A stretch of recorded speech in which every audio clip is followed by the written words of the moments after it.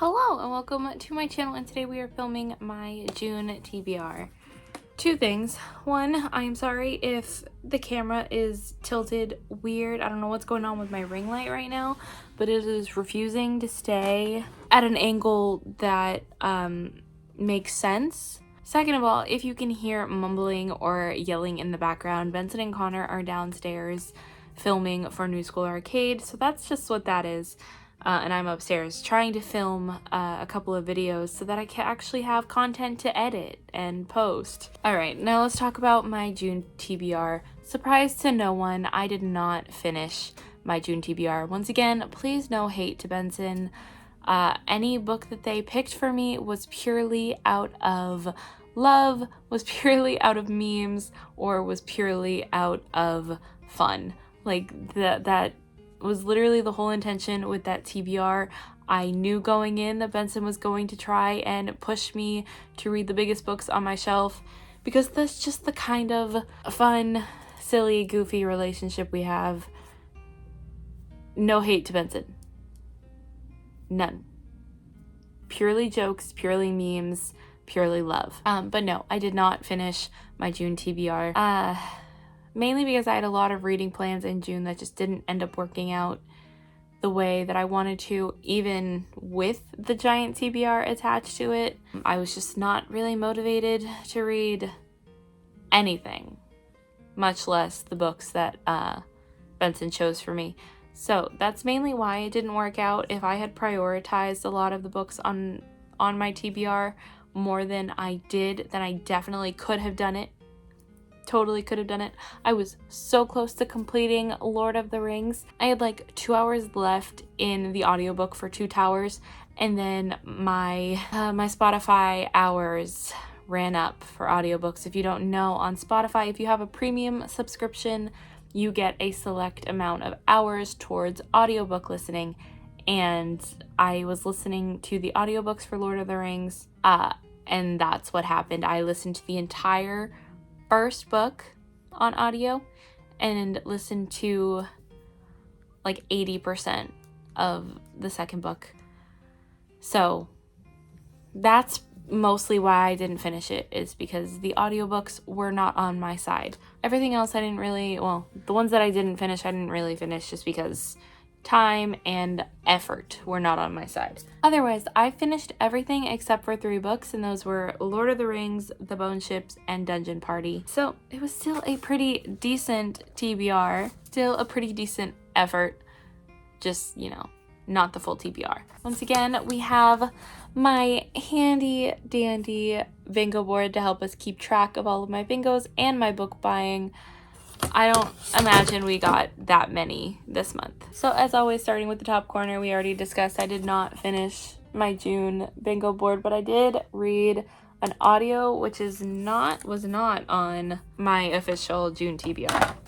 So in our little free library that's right down the street from us that we go to pretty frequently, I ended up finding a fairly new book that I have heard some people talk about, and that is Interesting Facts About Space. This is a brand new 2024 release that I had heard. I don't remember who I heard talk about it, but I heard one of my favorite booktubers talk about it, and pretty sure they said it was okay, it was decent, and that's pretty much the exact thoughts that I had about this. We follow, oh gosh, I don't even remember her name. We follow Enid, who is obsessed with space. She is obsessed with space, and she can pretty much tell you anything you want to know about space. She calls her mother daily, telling her like all the interesting facts that she knows and learns, and it's something, you know, different every time. It's really just telling the story about her life. I think the synopsis tries to make it seem like more of a thriller, and it's really not. Enid does have like a fear of bald men, and she has this feeling like she's being followed by a bald man, and she's not really sure like why or where this stems from, but it's really about her life and dealing with, you know, a potential autism diagnosis. She's starting to think she might be on the autism spectrum. It's dealing with how she handles romantic relationships, and this fear of bald men, and where this stems stems from. Also, her conflicting feelings about the family that her father left her and her mother for, and the half sisters that she has, and her conflicting relationships with them as well as their mother. So it's an interesting read. I didn't think, I went into it expecting maybe a little bit more of the thriller aspect. I don't really know. I don't really know what I went in expecting, but whatever I was expecting, I really didn't get it. I do think this is an interesting read. Not something that I think I would ever revisit, or ever really have the need to revisit. And spoiler for a little later in the video, it is one of the books that I am choosing as my unhaul option. So this will be on my Pango shop, along with a couple of the other books I'll talk about later. And then readathon, I participated in Clear Your Shit-a-thon 4.5. This is a little mini readathon in the Clear Your Shit universe. If you don't know what that means, Clear Your Shit is a readathon that is trying to inspire you to clear your physical TBR. And there's this whole plot line, this whole storyline that you follow along and try to complete the prompts for. And this was a little mini side quest to hold us over until the official readathon in November. I didn't finish my ebook for the month, unfortunately. I was reading his for the summer, and I'm still planning on finishing it probably this month, and I'm loving it so much, but I'll talk about that at a later date. And I did not listen to an album this month. Benson was supposed to pick one for me, but you think they ever did? Of course not. But I did finish my reread, and that was for Oddity, probably one of the most gorgeous books that I have on my shelf. This takes place in a world of oddities, basically like a teapot that is always warm, or a teapot that never empties, or an ice hook that is always cold. Little things like that make them odd. And in this world, it's pretty much known that once you have one oddity, you have all, you pretty much want them all. You have greed for oddities. And our main character, Clover's mother, had a ton of oddities, and they pretty much ended up getting her killed. So her father has always had a strict rule: do not mess with oddities. They are not good for you, and they will lead you down a road of destruction. Until one day, her father ends up getting murdered, protecting Clover from these men. And he tells her very explicitly, in this bag, there is an oddity. I need you to protect it. I have only kept one oddity my entire life because it was necessary. And he tells her that she needs to protect it and get as far away from him as possible.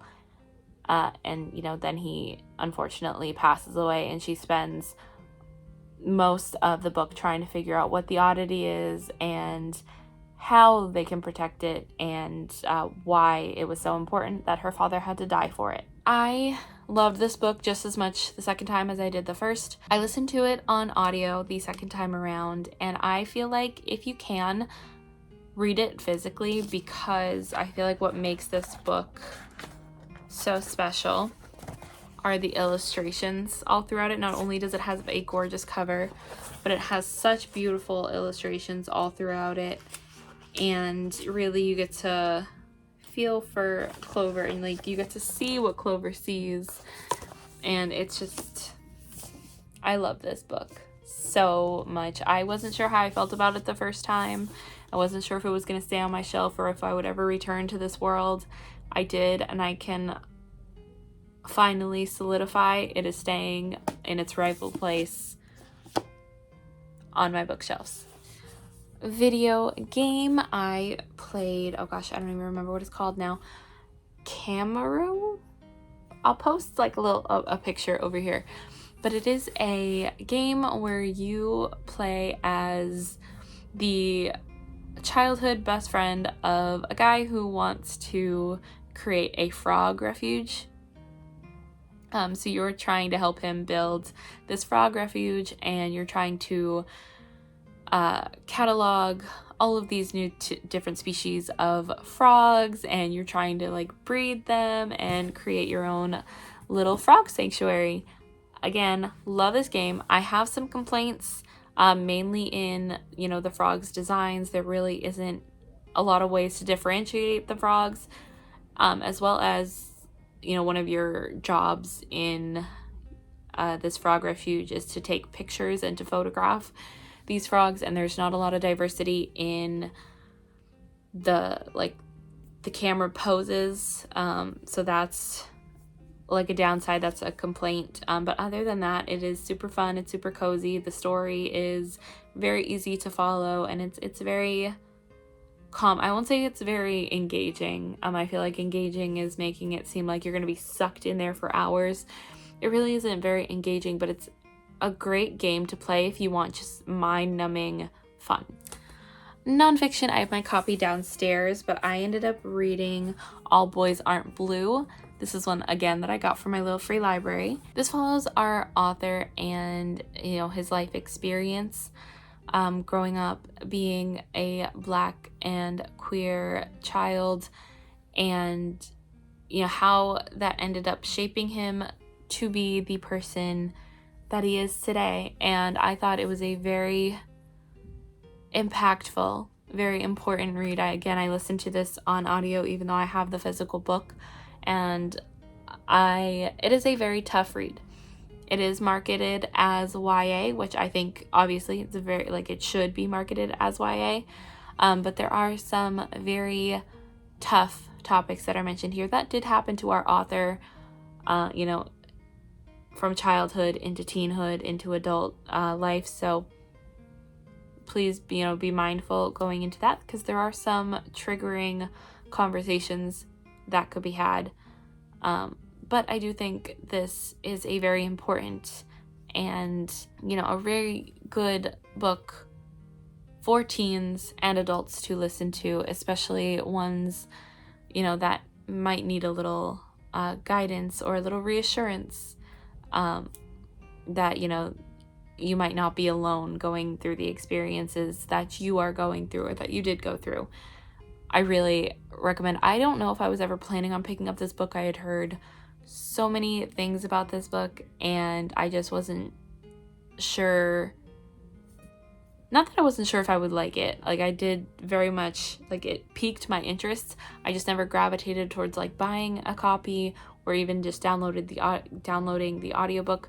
But I found it in my little free library, downloaded the audiobook for it, and I am so glad that I did. And it makes me a little sad that I didn't end up purchasing a physical copy a lot sooner.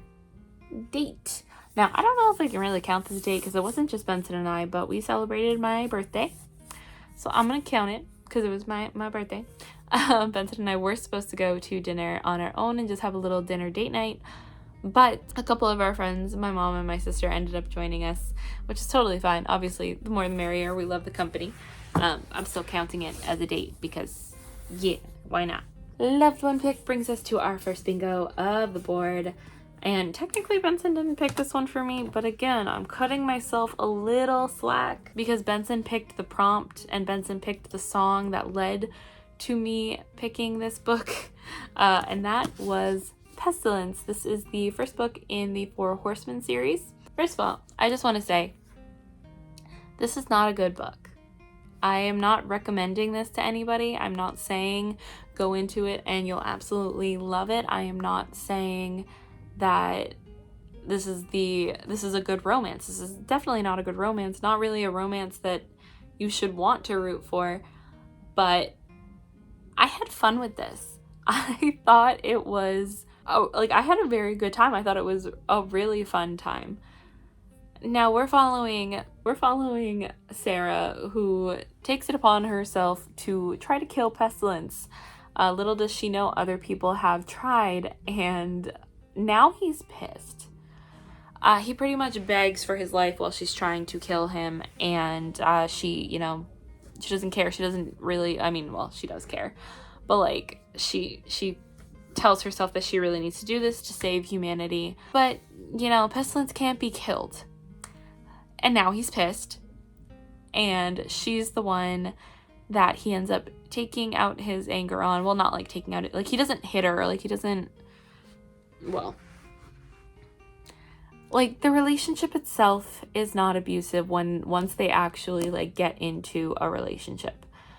He, however, basically, like, forces her to, you know, to continue this journey through the world with him, deciding to keep her alive to make an example out of her. There is violence in here, not once they start, like, falling in love, but towards the beginning, while he's still pissed off and angry that she killed him and didn't take any pity on him, there is some violence. Like I said, he doesn't hit her, but yeah, there's a pretty grotesque scene towards the beginning of this book that makes it really hard to root for him as a love interest. And she is really annoying. She's probably the epitome of a pick-me girl, and so that is very annoying. I don't really root for this relationship, and I didn't the entire time I was reading it, but like I said, I had fun with it. You kind of find yourself feeling for Pestilence as you continue on, and you start to like him as a person, if not as like someone you want to be with or want our main character to be with. Overall, it was a 3-star. I had a pretty good time with it, even if it wasn't the best book that I've ever read, even if it did kind of let me down a little bit because I was expecting to love it a lot more than I did. I'll still be continuing on with the rest of the series. I just want to see where it goes and how we go from here. No Bookemon. I had an option for this, just didn't end up reading it. Let's talk about my manga pick. First of all, let's talk about the pick for E, which was Eden Zero. This is book 2. I read a couple more volumes from Eden Zero. I have since returned them to the library. I have not finished or caught up with this series yet. Normally I catch up to the series before I continue on to the next letter. I think I just need a break from this series. It's not a bad series in and of itself, and I've talked about this before, where I do think, like, as the series goes on, it does get better. I just think I was mad at it for so long and, like, getting more and more annoyed with it for so long that even now that it's finally coming into its own, I just need a break from it. I will probably continue it later down the line. It's just me and the series need to take a step back from each other and take a little bit of a break. Me and Fairy Tail, however, will always be best friends. I bring up Fairy Tail because for F, I ended up reading the side story of the Fairy Tail comics. The Fairy Tail side story collection. It's a little trilogy of 3 books. I read this one first. This is the second one, following Gagiel. The other 2 I got from the library. The first one following Sting and Rogue, and the third one following Loxus. And I loved every one of these. I loved that we got to see little adventures on what they got up to, that we didn't get to see in the anime or in the manga. And, I love following some of my favorite characters that don't always get to be in the limelight. So that was a fun little thing. And I know there are more Fairy Tail side story comics, just not part of, like, this immediate series. So we'll see. Oh, speaking of, I don't think I showed you. Speaking of Fairy Tail, look what Benson got me for my birthday. That's Frosh. If you haven't watched Fairy Tail, this is the cutest little sidekick. His name is Frosh. He doesn't come in until the later episodes of Fairy Tail, but I love him. He has my whole heart. His name is Frosh, and he's just the most adorable. I mean, I said his name 4 times, so you should know his name by now. I love him with my whole heart. So that's our newest addition. Okay. Yeah. Is that everything I needed to say, or did I get sidetracked? I think that was everything I needed to say. Well, in my free space, I do have a book that I need to talk to you about. This was originally going to go into a Pride vlog. Do you think I finished the Pride vlog? Do you think I really read anything for the Pride vlog, at least that I was supposed to? Of course not. I read Count Your Lucky Stars, which finished off the Written in the Stars series by Alexandria Bellafleur. This whole series follows our three main characters. Well, each book follows one of our three main characters who work at this company. It's a dating app that incorporates your astrological signs. In the first book, Elle and Margot partnered with Brendan's company in order to make this happen. And, this is the final book following Margot, who is Elle and Brendan's best friend, and her love story with an old childhood friend who she had a little bit of a fling with once upon a time, and now they are rekindling that romance after a little bit of miscommunication and a little bit of feeling like their feelings were one-sided. So we get to see a little bit of a second chance romance here. And I enjoyed getting to see Margot in the spotlight. Before I read this one, I didn't feel like in either of the other books I really connected to Margot. I was very hesitant going into this because I didn't think I was going to like this book nearly as much as I liked the other two. And in some ways, I was right. I still don't feel like I really connected to Margot's character. I still don't feel like I really got to know Margot's character too much, other than finding out she has a softer side that we don't really get to see in earlier works. But I feel like the way that I connected to Darcy and Elle and Brendan and Annie, I didn't really get to connect with Margot, on that level. So that was a little bit of a disappointing aspect, but like I said, I had expected it. Still, I had a very fun time with this. This was a 4-star, and I will be eagerly awaiting anything else that this author writes. I know she has written 1 or 2 books since the release of this that I am intrigued in checking out, and I believe I talked in my mid-year freakout tag that she became a new favorite author. I feel like that won't be entirely solidified until I read something outside of this series first. That way I can really gauge her writing outside of just one of my favorite romance trilogies.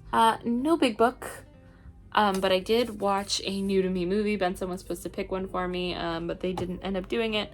So when I just got bored and decided to put on Michelle and Romy's high school reunion. I don't really want to talk about my feelings on the movie. I didn't hate it.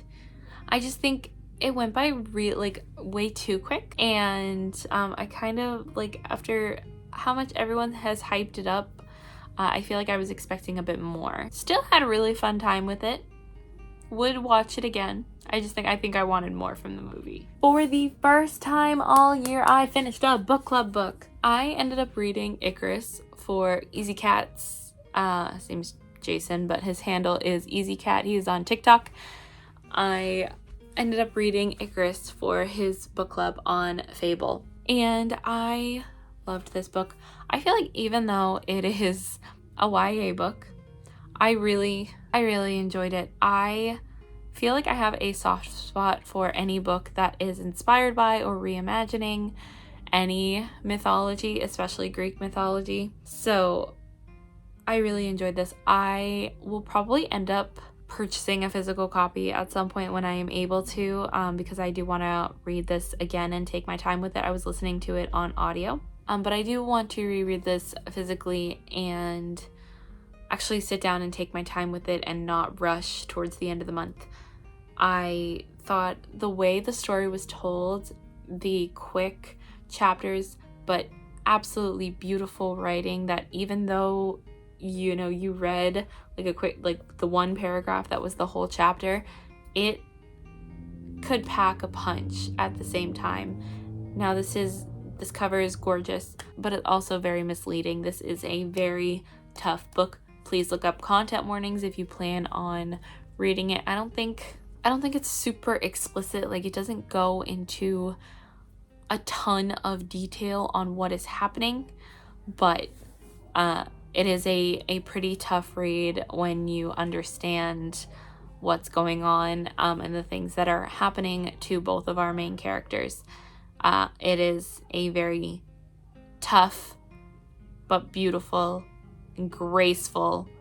I'm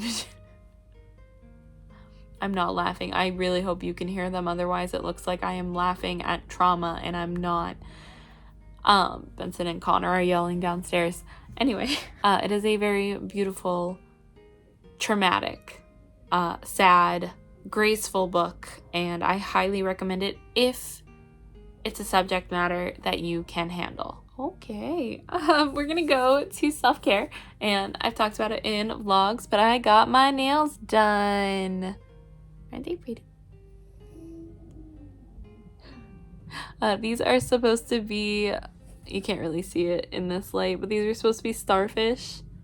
And then I got these. They're already kind of growing in though. And I'm still debating on whether I want to go back to the salon or if I just want to like have my sister do them, like redo my next set of nails, or if I just want to get like press-ons, because I do miss having my nails done. I just don't know if I can afford to shell out 50-60 bucks every time I go, not including tip, every time I go get my nails done, because your girl can't really afford that. My sister would do them if she had the time. My thing is I don't really have the time to go over to my sister's house. Our schedules are very conflicting right now. Yeah, I don't know. I will figure it out. I'm gonna let them grow out a little bit more and then decide if I just want to take them off or if I just want to get them filled. Buzzword. I almost didn't get to finish my buzzword because I didn't want to just download another audiobook that I wasn't planning on reading, and I don't really have any other books that had a, double word or repeating word in the title that wasn't the or a or and. But I ended up, I think this is cheating a little bit, but The Inkwell Chronicles is the name of the series. And then The Ink of Elspeth. That's the actual title. Either way, there's ink in it twice. So I ended up counting it. This one follows Everett, who's 11 years old, and his father, he lives in a church. His father is a vicar, V-I-C-A-R.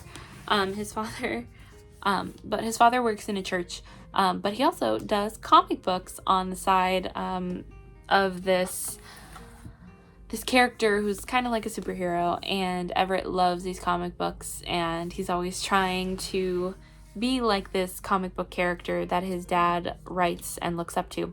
And then one day his dad goes missing after, going on a business trip, and his little sister is convinced Dad's alive. I know everyone's saying he's dead, but it doesn't really matter. Dad's alive and y'all are crazy. And he's not really sure what to believe until he gets news one day that his dad might be alive, but he might be in trouble, and it might be connected to his dad's pen, which might just turn out to be magic.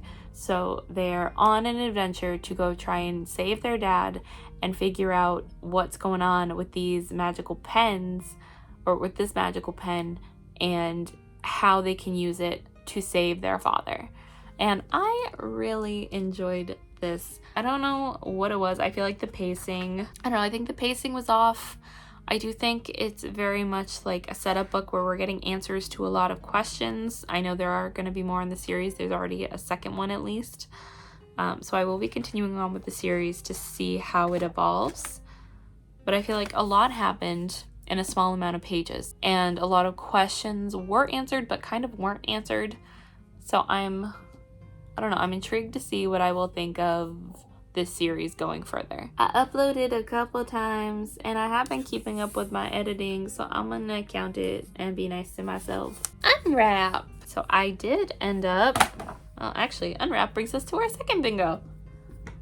I ended up finishing Gideon the Ninth, finally. This was one that I had tried listening to on audio in the past, didn't end up vibing with it, or just couldn't concentrate at the time. I ended up picking up the audiobook again while I was listening and trying to clean up the room and get everything situated, and I am happy to say I enjoyed it, or I could keep up with it a lot more the second time. And I did have fun with this. I feel like the general consensus to everybody that I have heard reviews from are the same as mine, and that is I had no idea what was going on, but I had a great time with it. I think this book was trying to do a lot of things at once. It was about necromancers. They were lesbians. It's a hate to love situation. There's really no romance in here, but like, hate to love, where we're in space. There's kind of like a whodunit mystery thrown in there. It's conspiracies. There's all kinds of things going on, and they seem like they're all connected from like the description I'm giving, but like it seems like there's a lot of things going in a bunch of different directions. And the way somebody else described it, one of the reviewers that I watch, is like, we don't really know what's going on because Gideon, our main character, doesn't really know what's going on. But I don't know if that's necessarily true, because I've watched reviews from the second and third book, and it seems like they're just as confusing as this one. So I don't know if like the author is intentionally trying to confuse us, or if everything's just getting muddled in the author's brain, so it's coming out muddled. Like, that makes me scared to continue on with the series, because I don't want to feel stupid when I'm reading a book. Overall, I did have fun with it, and I do plan on continuing with the other two. Hopefully I get off my book buying ban very soon, because I don't want to forget everything that happened in there. Recipe, we did an end of the year school party, or at one of my coworkers' houses, on the last day of school, and I ended up making some fruit dip, so that was fun. Unhaul, I am unhauling, there were 3 bingos, holy shit. Unhaul, like I said, I'm unhauling Interesting Facts About Space. I am also, well, technically Benson is unhauling, but we're unhauling our copies of Clockwork Planet volumes 1 and 2, and then we are unhauling some of our Pokemon manga volumes. So like I said, those are all going to be down on my Pango shop, down in the description, if you're interested in checking out which ones we have available. I think I've got them at like $5 a piece right now. And a series. I finished a series. I say it like I'm like sad about it, but like I'm really not. I'm not mad about it. I'm just really sad because this series has been with me since the beginning of this channel. And I finished the Sisters Grimm series. This one is A Council of Mirrors, the final book. I do still have, I think there's like a character's guide in this series that I would also like to get and maybe read, or just have it as like a collector's item. But I read it, and I think I said, before, like, we didn't really get a lot of, or not everybody got like a clean cut ending, and I do wish we had, some more answers to some characters, but overall this was the perfect ending to this series. I loved it very, very much. Just as much as I loved the other books, and I think the characters really grow on you, and the story really comes into its own, and this whole series has a special place in my heart, meaning now I just need to finish the Land of Stories series. Classic would have been Lord of the Rings, but stupid audiobook time, and I did not finish a coloring book. I might end up swapping that square to just like a general hobby square, because I don't know if I have enough time in a month just to finish a single coloring book. Clearly I don't prioritize it as much as I should. So that means I've gotten 4 bingos. I don't know if I showed you.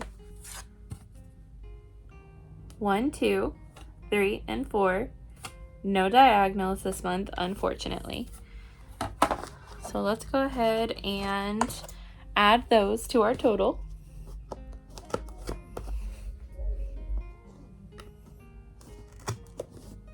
One, 2, 3, and 4. Okay, so those are the 4 points that I have earned, bringing us to a total of 1, 2, 3, 4, 5, 6, 7, 8, 9, 10. Meaning I only need 17 left. However, I don't know if you've seen my vlog where I mentioned this. Probably not yet. But Benson and I have made a deal. Now, like I said, so a lot of the booktubers I watch, they do YouTube as their full-time job, and that is amazing. I love that for them. If you can do it, please do.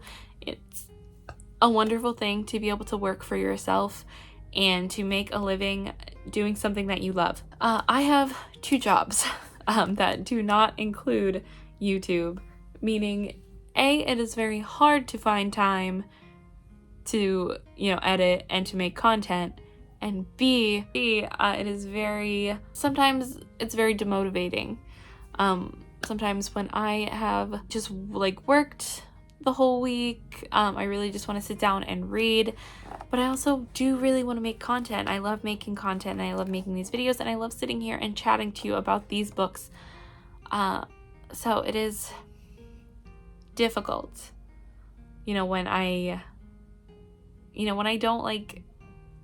don't feel like editing these videos, and it's really it stresses me out because I'm I should be making these videos, and I keep making empty promises about this channel, and obviously my channel can't grow if I'm not posting, and I can't hang out with you as much as I would like to if I'm not posting. So in order to get me to post more, in order to motivate me to get these videos edited, Benson and I have come up with a system. I have select days that will be my editing days, today being one of them, and if I don't edit a video, I lose a point. One of these has to come off, and I have to find another way to make up that point. If I do edit, I get half of a point back. So meaning I have to edit 2 videos in order to earn a single point. So this is a way to motivate me. I did my last editing day. I ended up editing 2 videos, which have already come out. I did miss the last editing day, mainly because I was working on the studio, which y'all will have seen footage of in, I think the vlog is going to be posted next week, or at least this Thursday if I'm able to edit it. So as long as I do that, I'll be able to earn points, and that should help me get off this stupid book buying ban a little quicker. Meaning I am not up to 10. I'm actually up to, ow, as I stab myself with my pin, I'm actually up to 11, which I will use as our little Iroh pin. Benson got me some pins for my birthday, and this one is Iroh from Avatar: The Last Airbender and his little tea set. That brings us to 11, meaning I now only need 16 points in order to beat my book buying ban. Meaning, if I can black out this board and get points towards editing this month, that means I can get off this book buying ban by August. Which realistically and ideally, well, not realistically, but ideally I